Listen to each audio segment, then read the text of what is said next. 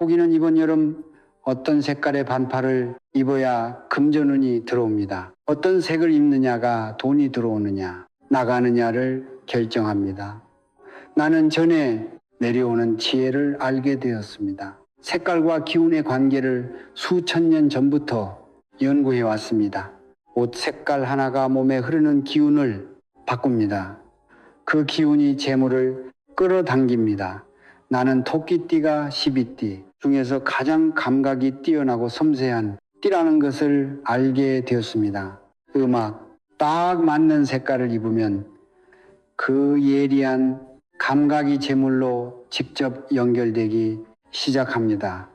어떤 색을 입어야 돈이 들어오는지, 절대 입으면 안 되는 색은 무엇인지 오늘 전부 알려드리겠습니다.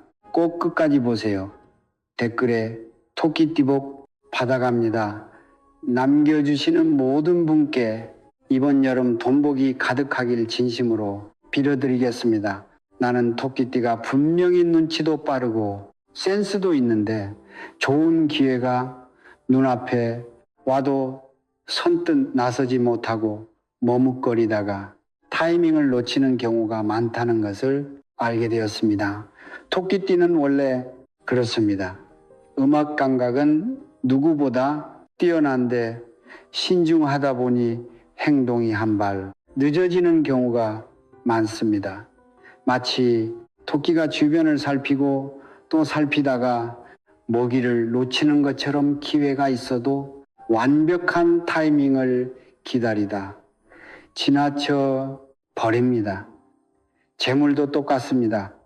기운이 너무 조심스러우면 들어올 돈이 문 앞에서 그냥 지나갑니다. 그런데 2016년 여름이 바로 그 망설임을 끊어주는 시기입니다. 나는 토끼띠의 섬세한 감각이 과감한 행동력과 합쳐지면서 재물이 쏟아지는 시기라는 것을 알게 되었습니다. 단 준비가 되어 있어야 합니다. 그 준비 중에 가장 간단하면서도 강력한 것이 바로 색깔입니다. 나는 색깔이 단순한 취향이 아니라는 것을 알게 되었습니다. 나무, 불, 흙, 금, 물, 이 5가지 오행의 기운을 눈에 보이는 형태로 표현한 것이 바로 색깔입니다. 내 띠에 맞는 색을 입으면 기운이 강화되고 맞지 않는 색을 입으면 기운이 흩어집니다. 오늘 크게 3가지를 말씀드리겠습니다. 첫째, 토끼띠의 기운이 왜 여름에 특별한지. 둘째, 이번 여름 반드시 입어야 할 금전운, 상승 색깔. 셋째, 절대 입으면 안 되는 색과 그 이유. 이 3가지만 알면 이번 여름 옷장의 음악 완전히 달라집니다. 먼저 토끼띠가 왜 이번 여름에 특별히 신경을 써야 하는지 말씀드리겠습니다. 나는 토끼띠가 나무의 기운을 타고 났다는 것을 알게 되었습니다. 같은 나무의 기운이지만 호랑이띠와는 다릅니다. 호랑이띠가 굵고 단단한 소나무라면 토끼띠는 부드럽고 유연하게 자라는 나무입니다. 바람에 흔들려도 부러지지 않고 주변 환경에 맞춰 자연스럽게 적응하며 자랍니다. 토끼띠가 사람들과 잘 어울리고 눈치가 빠르고 분위기를 부드럽게 만드는 것은 모두 유연한 나무의 기운 덕분입니다. 그런데 여기서 중요한 것이 있습니다. 유연한 나무는 강하게 뻗어 올라가는 힘이 부족할 때가 있습니다. 2016년 병원년은 불의 해입니다. 태양처럼 강렬한 불, 에너지가 가득한 해입니다. 여름은 원래도 불의 기운이 가장 강한 계절입니다. 6월에서 8월은 불의 에너지가 정점에 달하는 때입니다. 토끼띠의 부드러운 나무, 기운은 강한 불의 에너지를 만나면 2가지 방향으로 갈립니다. 준비가 없으면 불에 빠르게 타들어갑니다. 나무 중에서도 부드럽고 가는 나무가 불에 더 빨리 타듯이 토끼띠는 이번 여름 조심하지 않으면 기운이 빠르게 소진됩니다. 기운이 소진되면 몸이 지치고 판단이 흐려지고 좋은 기회 앞에서도 더 크게 망설이게 됩니다. 그러나 올바른 색깔로 기운을 채워주면 강한 불의 기운이 토끼띠의 나무, 기운을 따뜻하게 데워주는 에너지가 됩니다. 따뜻하게 데워진 나무는 향기를 내뿜고 가장 아름다운 모습으로 꽃을 피웁니다. 2016년 여름 토끼띠에게 가장 풍성한 결실이 맺히는 계절이 될 수 있습니다. 이게 핵심입니다. 여름에 색깔로 기운을 조절하는 것. 나는 조상들이 수천 년 전부터 알고 실천해온 지혜를 알게 되었습니다. 옛 부잣집 어른들이 절기마다 옷을 바꿔 입은 것은 단순히 계절을 따라 입은 것이 아닙니다. 기운을 맞춰 입은 것입니다. 자, 이제 토끼띠가 이번 여름에 반드시 입어야 할 색깔을 말씀드리겠습니다. 이번 여름 토끼띠가 입어야 할 색깔은 딱 3가지입니다. 하나씩 말씀드리겠습니다. 첫 번째는 검은색, 진한 네이비입니다. 검은색은 물의 색깔입니다. 나는 무리나무를 키운다는 것을 알게 되었습니다. 202년 여름불의 기운이 강한 계절의 토끼띠에게 가장 먼저 필요한 것이 바로 수분입니다. 검은색 옷을 입으면 무리의 기운이 몸 안으로 들어와 빠르게 소진되는 나무 기운을 채워줍니다. 기운이 채워지면 몸이 가볍고 머리가 맑아지고 평소보다 과감하게 결정을 내릴 수 있습니다. 토끼띠는 감각이 뛰어난 띠입니다. 검은색이 그 감각의 추진력까지 더해줍니다. 음악 중요한 약속이 있는 날, 새로운 시작을 앞둔 날, 검은색 계열을 입고 나서세요. 검은색 진한 네이비, 이번 여름 토끼띠 옷장 1순위입니다. 두 번째는 초록색, 연두색 계열입니다. 초록색은 나무의 색깔입니다. 토끼띠의 본래 기운과 같은 색입니다. 같은 기운끼리 만나면 힘이 2배가 됩니다. 강한 불에 토끼띠의 나무 기운이 지칠 때 초록색 옷이 그 기운을 되살려 줍니다. 특히 토끼띠에게는 진한 초록보다 밝고 부드러운 연두색이 더 잘 맞습니다. 토끼띠의 유연하고 섬세한 기운과 연두색의 맑은 생명력이 만나면 재물을 끌어당기는 부드러운 자력이 생깁니다. 억지로 당기는 것이 아니라 자연스럽게 좋은 것들이 다가오는 기운입니다. 사람들이 토끼띠에게 먼저 다가오고 그 사람들이 기회와 재물을 함께 데려옵니다. 초록색, 연두색 계열, 사람을 만나는 날, 새로운 인연을 맺는 날 꼭 챙겨 입으세요. 세 번째는 하늘색, 밝은 파란색 계열입니다. 하늘색도 물의 기운을 담고 있습니다. 검은색이 깊고 묵직한 물이라면 하늘색은 맑고 시원하게 흐르는 물입니다. 나는 토끼띠가 감수성이 풍부하고 주변 분위기에 영향을 많이 받는다는 것을 알게 되었습니다. 음악 무거워지면 쉽게 위축되고 좋은 기회 앞에서도 자신감을 잃습니다. 하늘색 옷을 입으면 그 무거운 기운을 씻어내고 맑고 가벼운 상태가 됩니다. 맑은 기운은 직관을 살려줍니다. 토끼띠의 뛰어난 직관이 살아나면 어느 길이 재물로 이어지는지 자연스럽게 보이기 시작합니다. 하늘색, 밝은 파란색 계열, 중요한 결정을 앞둔 날, 기운을 맑게 하고 싶은 날 꼭 챙겨 입으세요. 정리하면 이렇습니다. 검은색 내비를 입으면 물의 기운이 나무를 채워줘 추진력이 생깁니다. 초록색, 연두색을 입으면 토끼띠 본연의 기운이 2배로 살아납니다. 하늘색, 파란색을 입으면 직관이 맑아지고 재물길이 보이기 시작합니다. 이 세 가지 색깔, 계열로만 입은 여름을 입으세요. 여러분 옷장에 이미 있는 옷들을 다시 꺼내보세요. 이 색 계열의 옷이 의외로 많을 겁니다. 그런데 토끼띠, 여러분 여기서 잠깐 중요한 말씀을 드리겠습니다. 자, 이제 정말 중요한 내용입니다. 입으면 좋은 색이 있는 것처럼 절대 조심해야 할 색도 있습니다. 고르고 매일 입고 있으면 재물운이 조용히 새어나가고 있는 것입니다. 첫 번째로 조심해야 할 색은 흰색, 회색, 은색 계열입니다. 금의 색깔입니다. 나는 금이 나무를 자른다는 것을 알게 되었습니다. 호랑띠처럼 굵은 나무라면 금에 잘려도 버팁니다. 그런데 토끼띠처럼 부드럽고 유연한 나무는 금의 기운 앞에서 훨씬 더 빠르게 꺾입니다. 흰색 계열 입으면 토끼띠의 섬세한 기운이 잘려나가고 자신감이 급격히 떨어집니다. 평소보다 더 소극적이 되고 당연히 내 것이 될 기회를 스스로 포기하게 됩니다.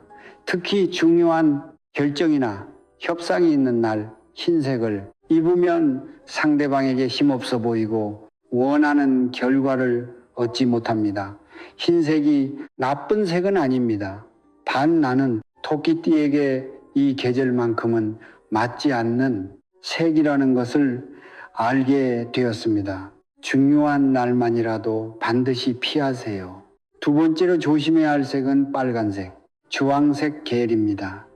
불의 음악 색깔입니다. 2026년 여름은 이미 불이 크게 달한 때입니다. 토끼띠의 부드러운 나무 기운은 불 앞에서 빠르게 타 들어갑니다. 거기다 빨간색, 옷까지 입으면 몸만 밖으로 불에 기운이 넘쳐서 기운이 급격히 소진됩니다. 기운이 소진되면 작은 일에도 쉽게 지치고 판단이 흐려지고 충동적으로 돈을 쓰는 일이 생깁니다. 특히 나는 토끼띠가 기운이 소진되면 쇼핑이나 외식으로 위로를 찾는 경향이 생긴다는 것을 알게 되었습니다. 그 순간순간이 모여서 재물이 조금씩 새어 나갑니다. 소띠에게는 빨간색이 최고의 색이지만 토끼띠에게 이번 여름 빨간색은 기운을 빠르게 태우는 색입니다. 이 차이를 꼭 기억하세요. 두 가지만 기억하시면 됩니다. 흰색, 회색 계열은 이번 여름 중요한 날에는 반드시 피하세요. 빨간색, 주황색 계열은 이번 여름 가급적 피하세요.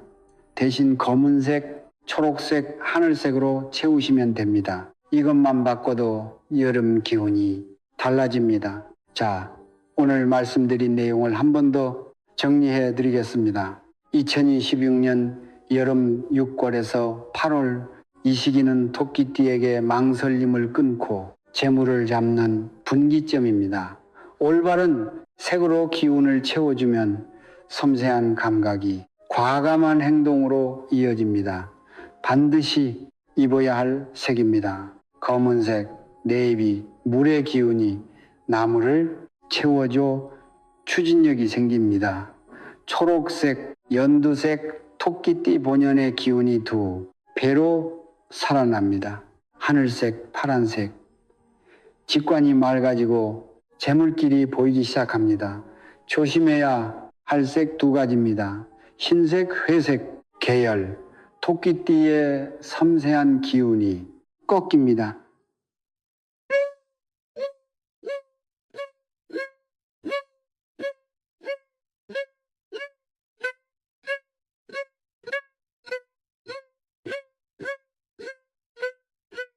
기운이 빠르게 타들어가 재물이 새어나갑니다.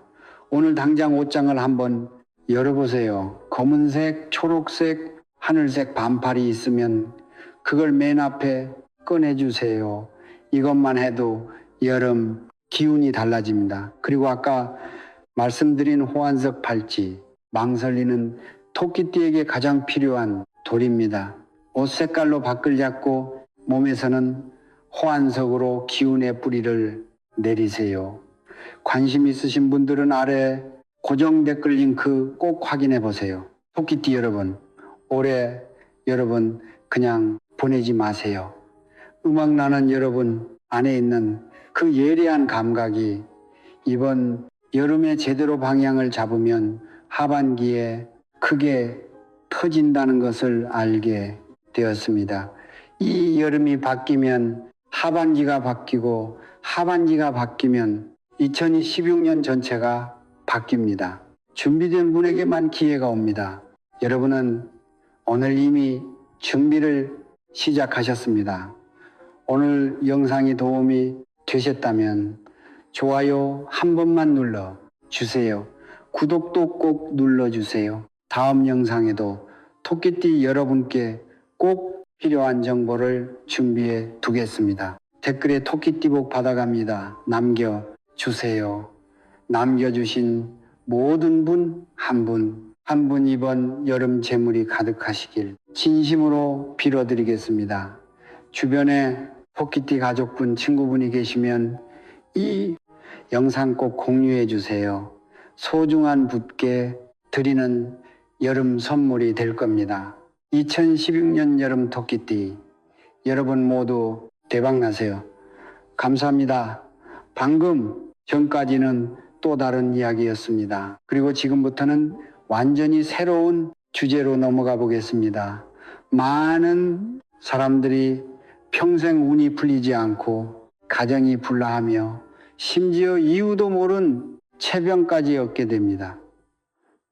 대부분은 단순히 운이 나빴다고 생각하지만 여러분은 절대 상상하지 못할 겁니다.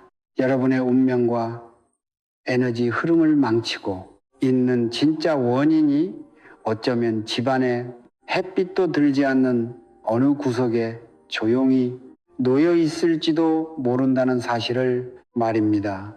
그것은 사랑이 담긴 물건이라고 생각했지만 사실은 쇠퇴의 기운과 병의 기운 그리고 원망이 담긴 가족의 유품일 수 있습니다. 옛사람들은 대대로 이런 말을 전해왔습니다. 한 가지는 남기지 말라. 남기면 자손에게 해가 된다. 이 말은 거슬리게 들릴 수도 있고 어떤 사람들은 허황된 말이라고 비난할지도 모릅니다. 하지만 감정적으로 반응하기 전에 그 안에 담긴 에너지의 얽힘과 심리적 암시에 대해 끝까지 들어보시기 바랍니다. 본격적으로 이야기하기 전에 간단한 행동 하나를 부탁드리겠습니다. 지금 이 영상을 보고 있다면 오른손 엄지로 화면에 작은 하트 표시를 가볍게 눌러보세요. 이것은 저를 위한 것이 아닙니다.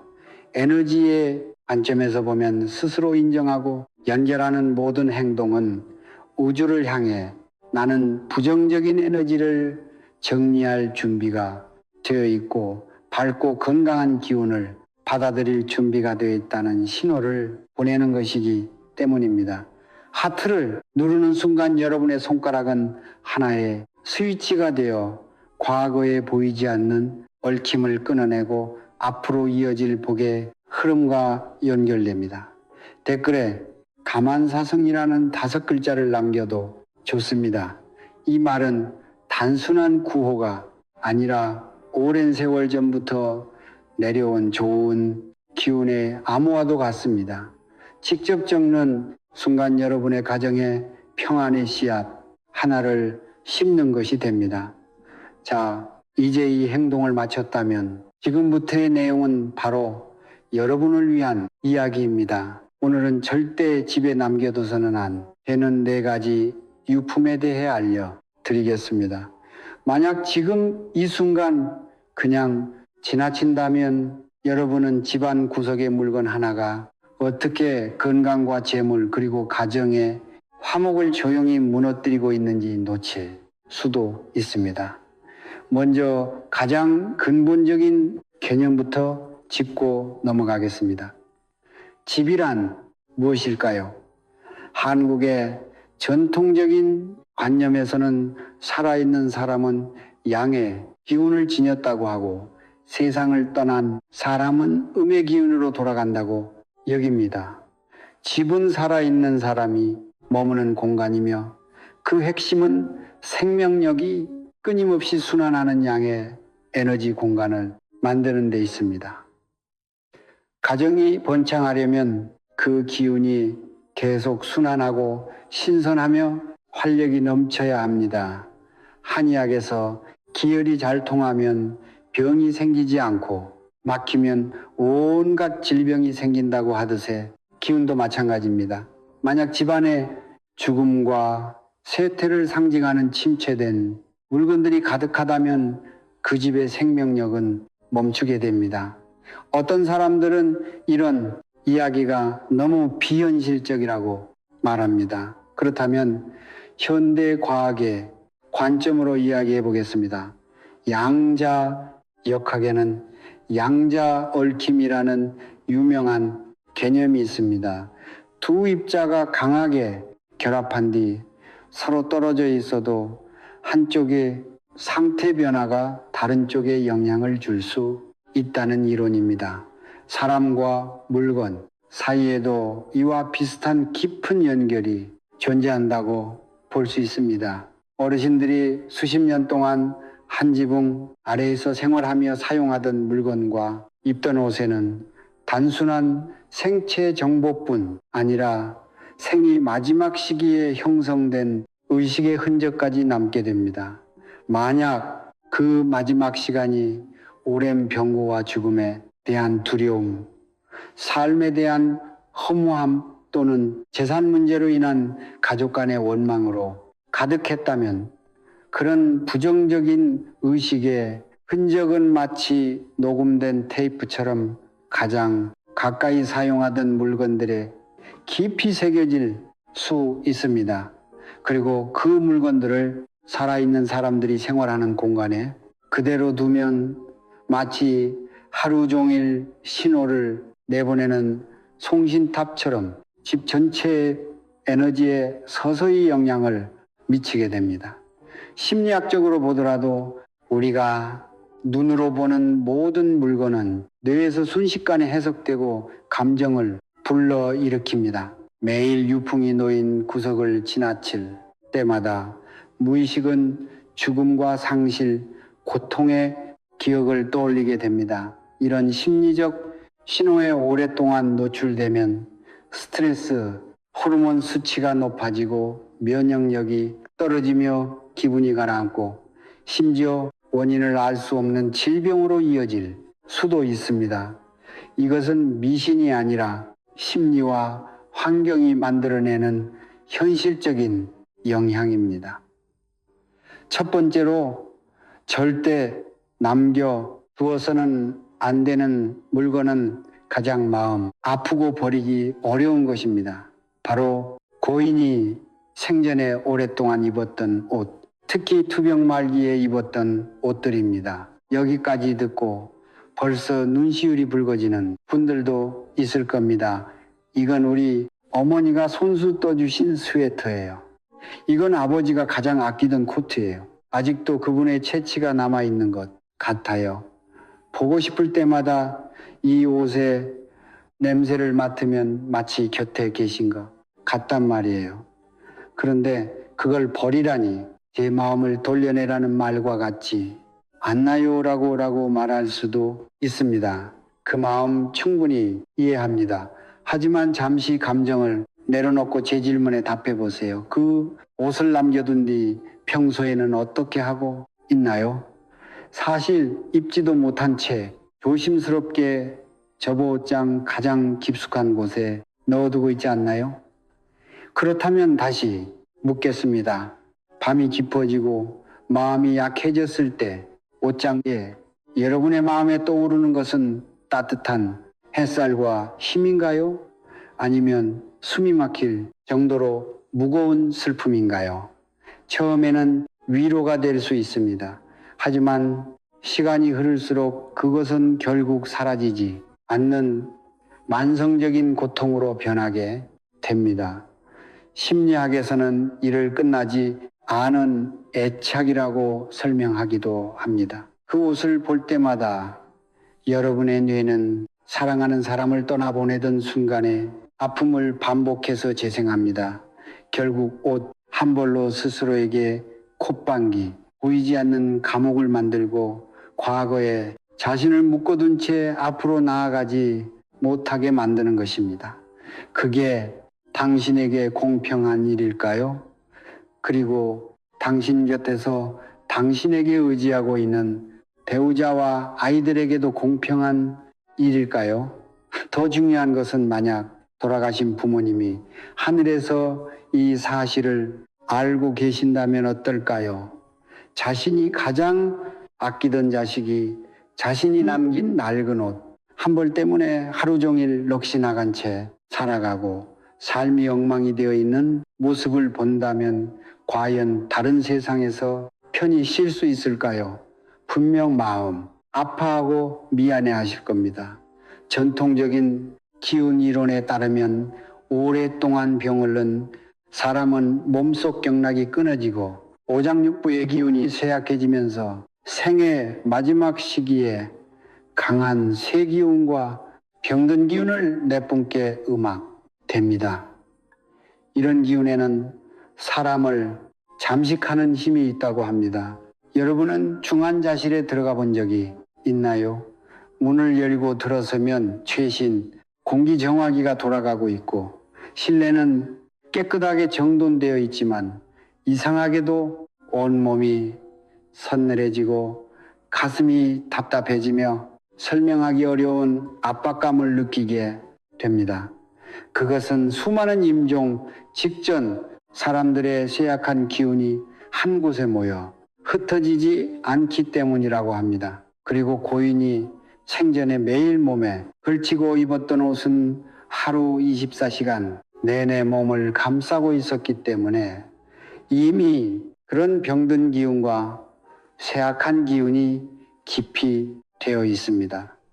그런데 그런 옷을 자신의 옷장에 넣어 다른 옷들과 함께 보관하고 심지어 직접 입기까지 한다면 어떨까요? 그것은 스스로 자신의 몸으로 그 부정적인 기운을 받아들이는 것과 다르지 않습니다. 실제 사례를 하나 말씀드리겠습니다. 예전에 제자 한 명이 있었는데 정말 효심이 깊었습니다. 그의 아버지는 암으로 세상을 떠났고 마지막까지 매우 고통스러웠습니다. 음악 아버지가 돌아가신 뒤 그는 아버지가 가장 아끼던 순무 코트를 수없이 드라이, 클리닝한 뒤 깨끗해졌다고 생각하고 자신의 안방 옷장에 보관했습니다. 그런데 이상하게도 아버지가 돌아가신 이후 소처럼 건강하던 그 청년이 이후 없이 기침을 하기 시작했습니다. 남기 때문도 아니었고 밤만 되면 모이간 질거려 잠을 이루지 못할 정도로 심하게 기침했습니다. 대학병원에서 컴퓨터 단층 촬영도 하고 알레르기 검사도 받았지만 의사는 폐에 아무 이상이 없다고 했습니다. 그런데도 그는 낫지 않았습니다.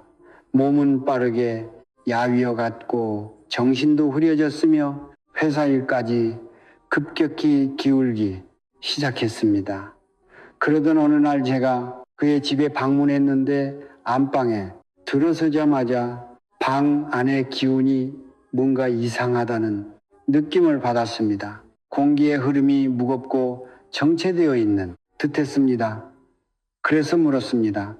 혹시 방 안에 부모님이 사용하시던 물건을 보관하고 있나요?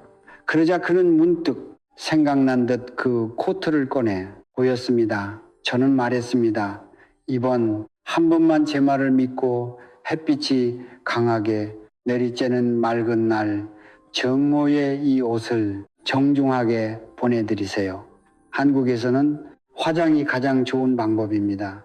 불은 가장 강한 양의 기운을 지닌 존재라 모든 어둠을 태워 없앨 수 있다고 합니다. 세운다고 해서 불효가 아니라 오히려 아버지와 당신 모두에게 가장 큰 해방이 될 수 있습니다. 그는 제 말을 듣고 나를 잡아 마음속으로 아버지께 작별 인사를 하며 그 옷을 태워보냈습니다. 믿기 어려울 수도 있지만 과학으로 설명하기 힘든 일이 일어났습니다.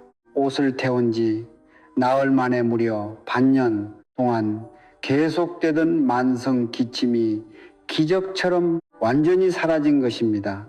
그는 다시 맑은 정신을 되찾았고 운도 함께 돌아왔습니다. 이것이 바로 기운의 힘이라고들 말합니다.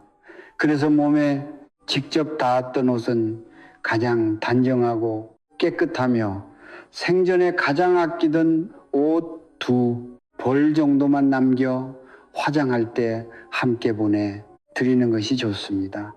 그렇게 해야 코인도 단정하고 깨끗한 모습으로 바른 세상으로 떠날 수 있습니다.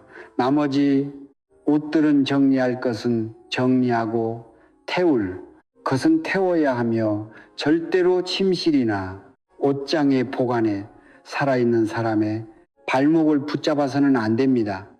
그리고 절대로 남겨두어서는 안 되는 2번째 물건은 더욱 강한 인식의 충격을 줍니다. 바로 고인이 생전에 다 먹지 못한 약과 건강식품, 그리고 휠체어, 산소 발생기, 간병용 침대, 혈압계 같은 각종 의료기기들입니다. 이때 집안의 재정을 관리하는 사람은 속으로 계산을 하기 시작합니다. 요즘 큰 병 한번 앓는데 얼마가 드는지 아십니까? 이런 표적 치료제나 수입 건강식품은 포장도 뜯지 않은 것이 많고 한 상자 가격이 수백만 원에 이르는 경우도 있습니다. 버리기엔 너무 아깝다고 생각하죠. 게다가 산소 발생기나 전동 휠체어도 거의 새 것인데 수천만 원 가까이 주고 샀으니 나중에 다른 어르신이 사용할 수도 있지 않겠느냐며 대비 차원에서 보관하려고 합니다. 하지만 그것은 정말 큰 착각이며 너무나도 어리석은 생각입니다. 내가 묻고 싶습니다. 이 휠체어와 이 표적 항암제를 남겨두는 이유가 뭡니까? 혹시 집안에 또 같은 중병 환자가 생겨서 다시 사용하게 되기를 바라는 겁니까? 스스로를 위해 만일의 사태에 대비하는 겁니까? 아니면 가족 모두에게 불길한 씨앗을 심는 겁니까? 우리 조상들은 오랜 세월 동안 무엇을 가장 중요하게 여겼을까요? 바로 좋은 징조와 긍정적인 심리암시입니다. 설날이 되면 집집마다 붉은색 장식을 붙이고 복을 기원하는 글귀를 걸며 덕담을 나눕니다. 왜 그럴까요? 환경은 끊임없이 신호를 보내기 때문입니다. 집안을 기쁨과 건강이 가득한 분위기로 채우면 잠재의식은 자연스럽게 긍정적인 메시지를 받아들이게 되고 면역력과 삶을 향한 의지도 높은 수준으로 유지됩니다. 음악. 그런데 지금 여러분은 무엇을 하고 있습니까?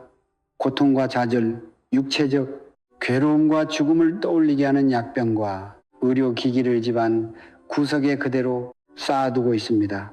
한번 상상해 보십시오. 하루 종일 지친 몸으로 퇴근해 집에 돌아왔는데 현관을 열자마자 복도 한쪽에 돌아가신 가족이 사용하던 치밀한 휠체어가 놓여 있습니다. 냉장고에서 물을 꺼내려고 문을 열었더니 맨 윗칸에 항암제와 진통제가 가지런히 놓여 있습니다. 그 순간 여러분의 뇌와 잠재의식에는 어떤 일이 일어날까요? 곧바로 가족이 병상에 누워 쇠약해진 모습으로 신음하던 장면이 떠오를 것입니다.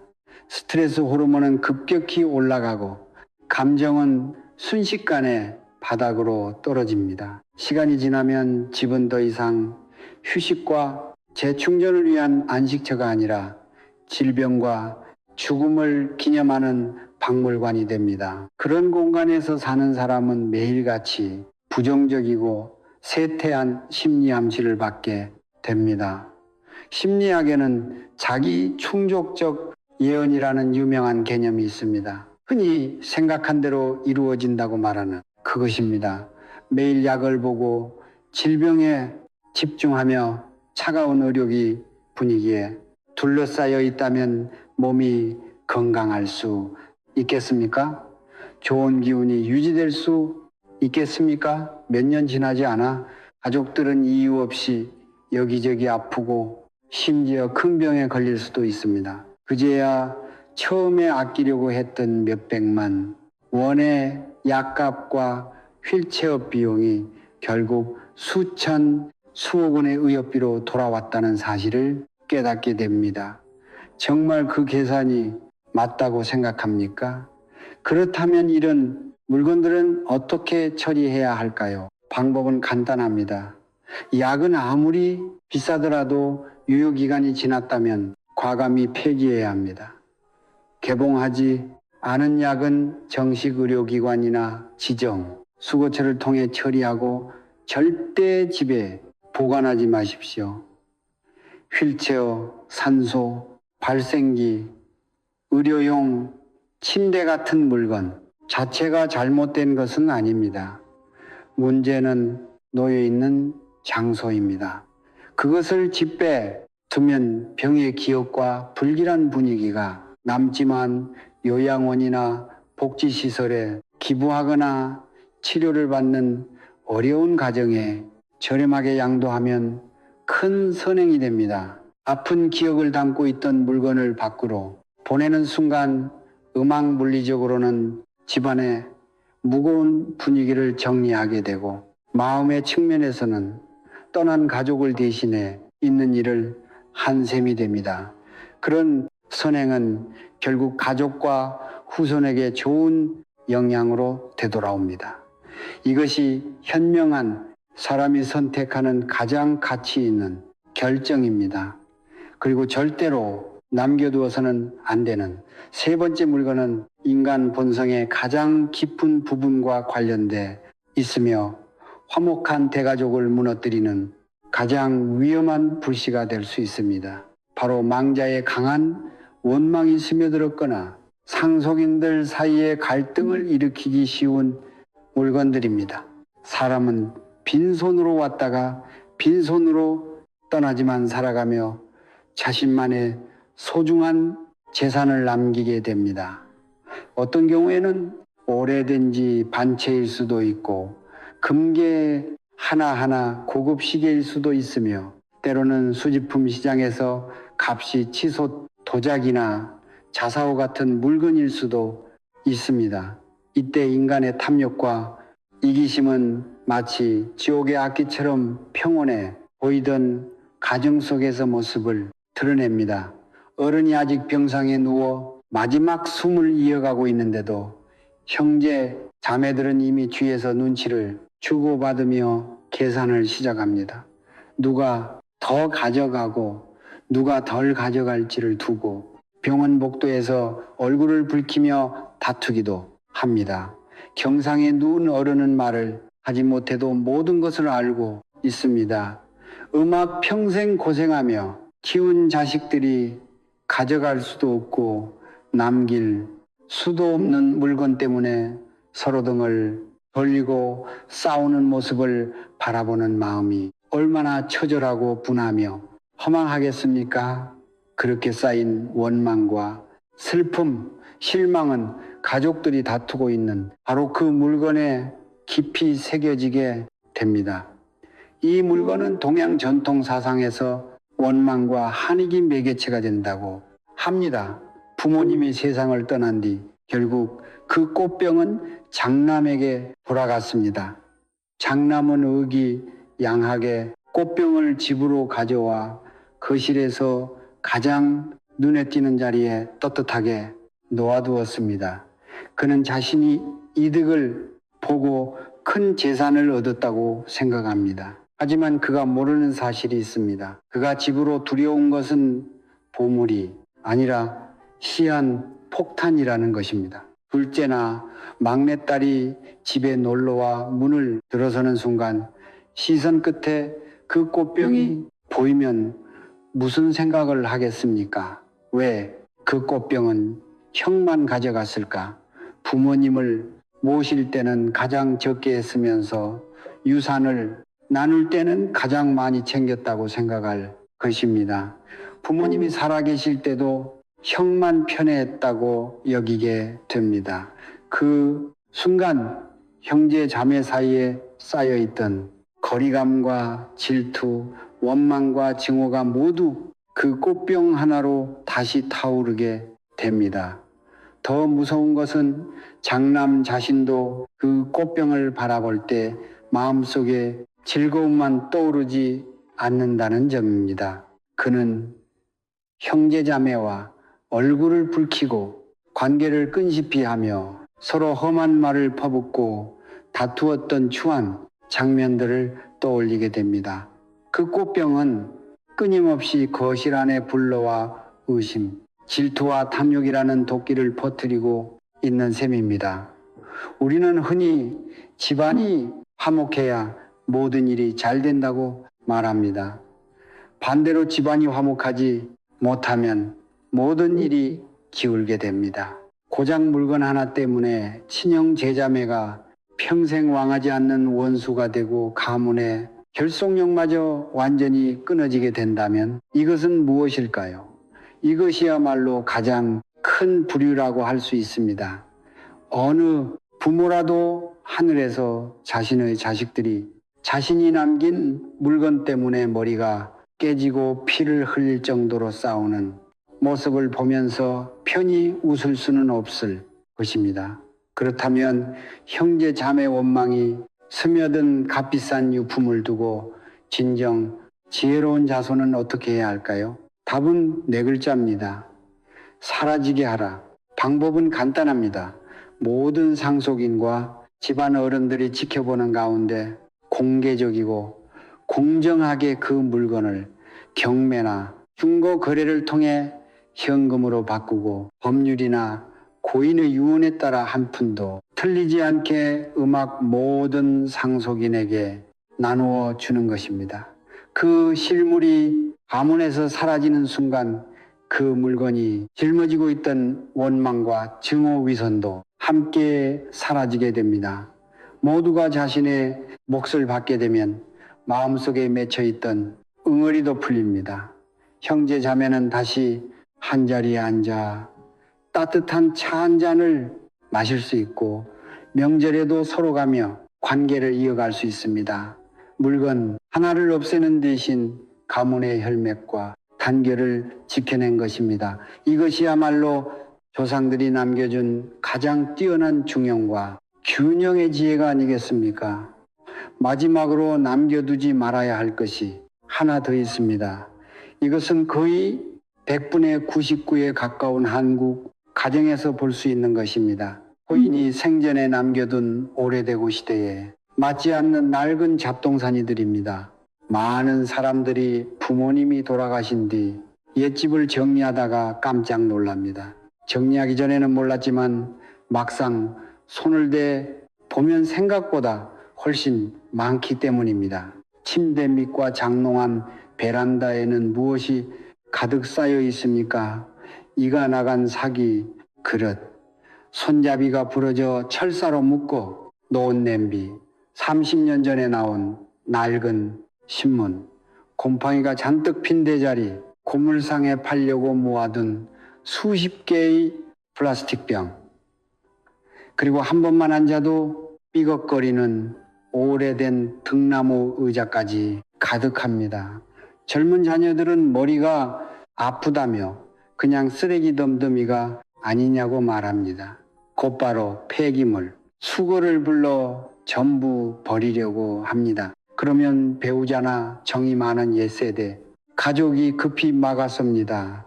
버리면 안 된다고 말합니다. 이것들은 모두 평생 아끼고 절약하며 모아온 것들이기 때문입니다.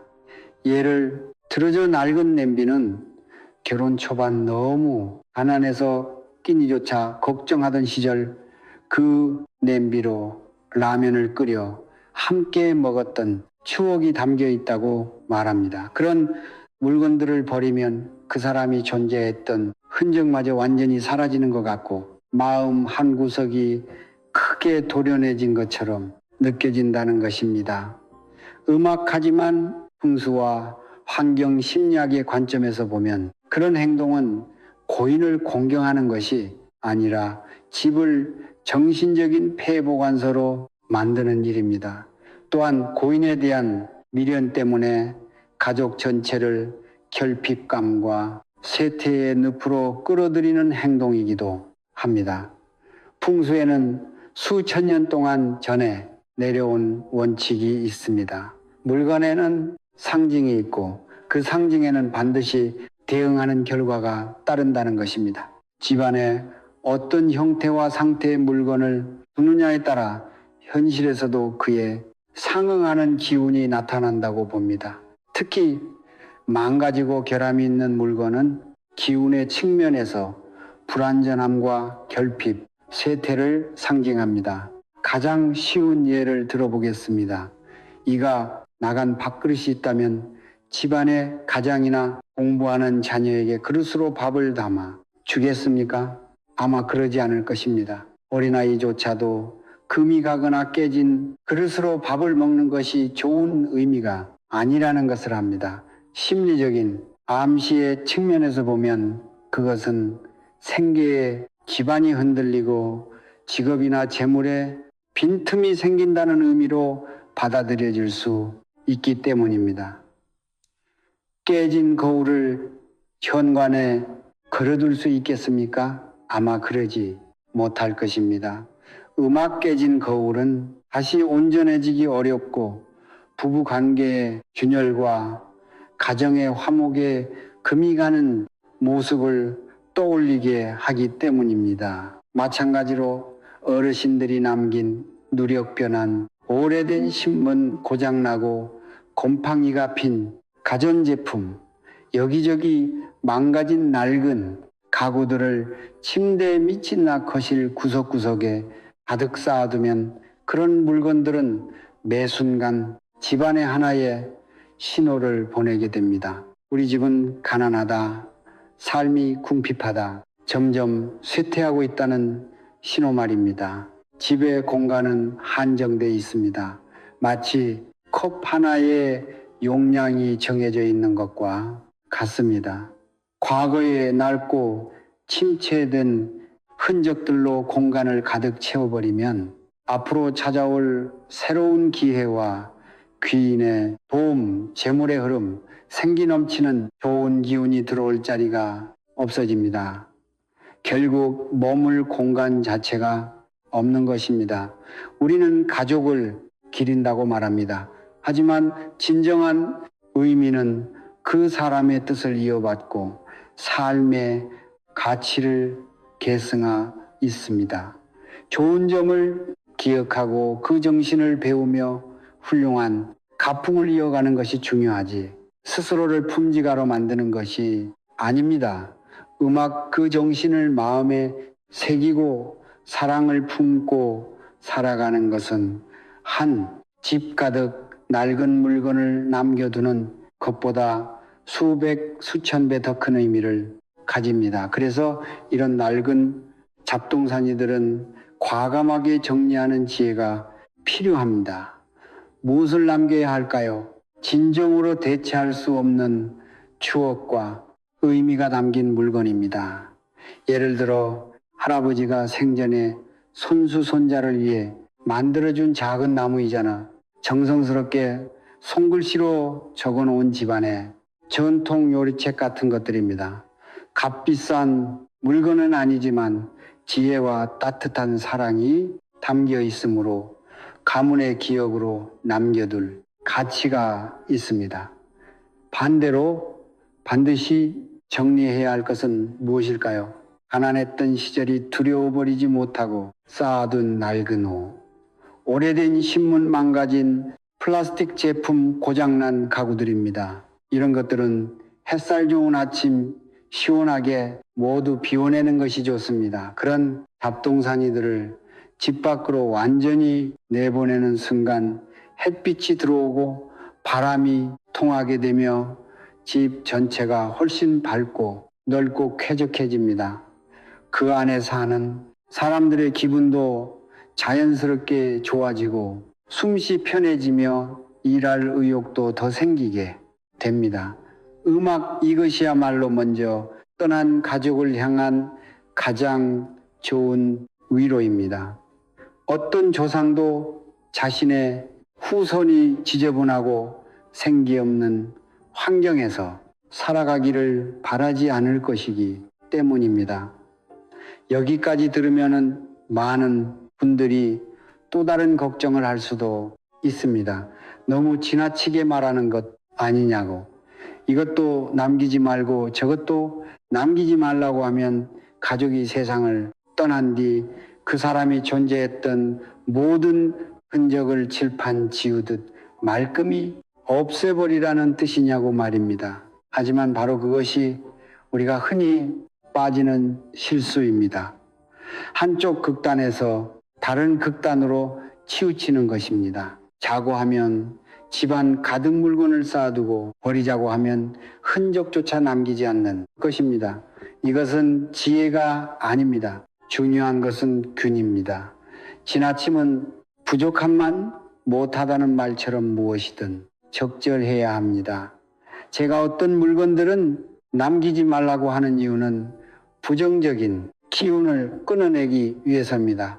하지만 동시에 집안을 지켜주고 후손에게 오랫동안 좋은 영향을 줄 수 있는 진정한 값도 있습니다. 그것은 반드시 소중히 간직해 대대로 이어가야 합니다. 첫 번째로 남겨야 할 것은 고인의 정신적 유산입니다. 정신적 유산이란 무엇일까요? 한평생 살아오며 보여준 삶의 지혜와 인품, 그리고 값짐입니다. 만약 아버지가 성실하고 신료를 중시하며 사람들과 의리를 지키는 분이었다면 그 정직함과 책임감을 자신의 삶 속에 녹여내고 자녀에게도 전해주어야 합니다. 어머니가 따뜻하고 긍정적이며 아무리 힘든 상황에서도 미소를 잃지 않았던 분이었다면 힘든 순간마다 그 미소를 떠올리고 그 선함과 낙관적인 마음을 자신의 삶 속에서 실천해야 합니다. 그것이 진정한 효도이며 진정한 혈맥의 계승입니다.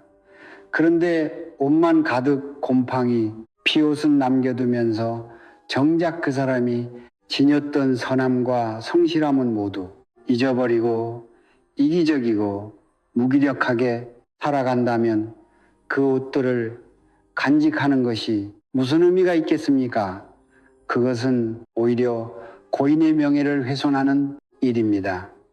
두 번째로 남겨야 할 것은 긍정적인 정신적 에너지가 담긴 물건입니다. 그런 물건이란 병고나 원망, 쇠퇴의 기억을 담고 있는 것이 아니라 지식과 예술, 성실함과 사랑이 스며 있는 물건을 말합니다.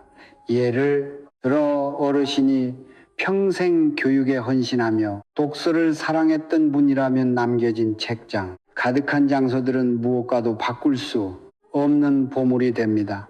책장을 펼치면 밤늦도록 공부하며 남긴 메모와 생각들이 빼곡히 적혀 있을 수 있습니다. 그런 책들을 서재에 두고 자녀가 책상 앞에 앉아 그 글씨를 바라본다면 자연스럽게 지식의 가치와 배움의 정신을 느끼게 될 것입니다. 이것이 바로 학문과 교양이 이어지는 가정의 좋은 기운입니다. 또 다른 예를 들어보겠습니다. 돌아가신 분이 생전에 훌륭한 목수였거나 오랜 경력의 수공의 장인이었다고 해봅시다. 그분이 세상을 떠난 뒤 손대가 묻어 은은한 윤기가 돌고 오랜 세월의 흔적이 자연스럽게 되어 있는 궁궐 한 세트를 남겼다면 그것은 간직할 만한 가치가 있습니다. 거실 진열장에 두고 아들과 딸에게 자랑스럽게 이야기해 줄 수 있습니다. 이걸 봐라. 너희 할아버지는 바로 이 공구들로 밤낮 없이 일하셨단다. 굳은 살이 가득한 두 손으로 아빠를 대학까지 보내고 우리 가족을 지켜내셨지. 그렇다면 이 물건이 전하는 메시지는 무엇일까요? 바로 성실함이고 노력이며 위대한 부성애입니다. 이것은 매우 숭고하고 긍정적인 힘으로서 훗날 자손들이 인생의 어려움과 마주했을 때 결코 고개 숙이지 않고 앞으로 나아갈 수 있도록 용기를 주게 됩니다. 이것이야말로 진정한 값고 할 수 있습니다. 세 번째로 남겨야 할 것은 가족이 함께했던 아름다운 추억입니다. 사실 추억을 담아두기 위해 방 안 가득 물건을 쌓아둘 필요는 없습니다. 그것은 너무 무거워서 살아있는 사람이 감당하기 어렵습니다. 전해 내려오는 지혜는 단 한 장의 오래된 사진 혹은 한 권의 사진첩이면 충분하다고 말합니다. 어느 주말 오후 따뜻한 햇살이 참가로 스며드는 시간에 가족들과 아이들을 곁에 불러 음악 함께 소파에 앉아 먼지 쌓인 사진첩을 천천히 펼쳐 보십시오. 그리고 빛발 사진을 가리키며 아이들에게 웃으며 이야기하는 것입니다. 이 사진은 할머니가 젊었을 때 찍은 걸 안다. 그때는 보정도 없었는데 얼마나 아름답고 품위가 있으셨는지 봐라. 그리고 이 사진은 아빠가 어렸을 때야. 가족 모두 처음으로 서울 여행을 갔을 때 경복궁에서 찍은 사진인데 얼마나 행복하게 웃고 있는지 보이지. 바로 그 순간 공기 속에 흐르는 것은 무엇일까요? 죽음의 슬픔도 아니고 병마 앞에 무력함도 아닙니다. 그것은 여러분이 함께했던 가장 빛나고 따뜻하며 음악 아름다웠던 순간들입니다. 따뜻한 추억은 사람을 고통 속으로 끌어내리지 않습니다. 오히려 보이지 않지만 음악 강력한 정신적 양분이 되어 깊은 밤길을 비춰주는 등불처럼 끊임없이 용기와 힘을 줍니다. 그리고 가문의 번영을 위해서라면 세상에서 어떤 고생과 비라도 감수할 가치가 있다고 느끼게 해줍니다. 오늘 우리는 오랜 시간에 걸쳐 유품을 정리할 때 남기지 말아야 할 4가지와 남겨야 할 3가지를 모두 이야기했습니다. 이제 다시 한번 생각해 보십시오. 이 안에 미신적인 요소가 조금이라도 있었습니까? 없습니다. 그 핵심은 결국 2가지입니다. 하나는 이치이고 다른 하나는 정입니다. 이치의 관점에서 보면 우리는 세상의 자연스러운 순환과 균형의 법칙을 따라야 합니다. 살아 있는 사람에게 부정적인 암시를 주고 가정의 활력을 막으며 흐름을 방해하는 물건들은 정리해야 합니다. 그래야 집이 건강하고 밝으며 생기가 넘치는 공간으로 돌아갈 수 있습니다. 정서의 관점에서는 어떤 그리움이 건강한 그리움이고 어떤 그리움이 병적인 집착인지 구분할 줄 알아야 합니다. 진정한 그리움은 낡은 유품에 매달려 자신을 산송장처럼 만들고 매일 슬픔에 빠져 헤어나오지 못하는 것이 아닙니다.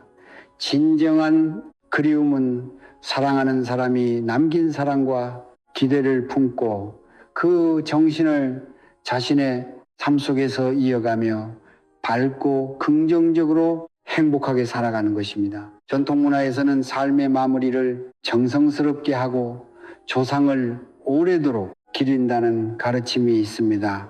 음악, 삶의 마무리를 정성스럽게 한다는 것은 사랑하는 사람의 마지막 길을 가장 신중하고 품위 있으며 감사한 마음으로 배하여 편안하고 존엄하게 떠날 수 있도록 하는 것입니다.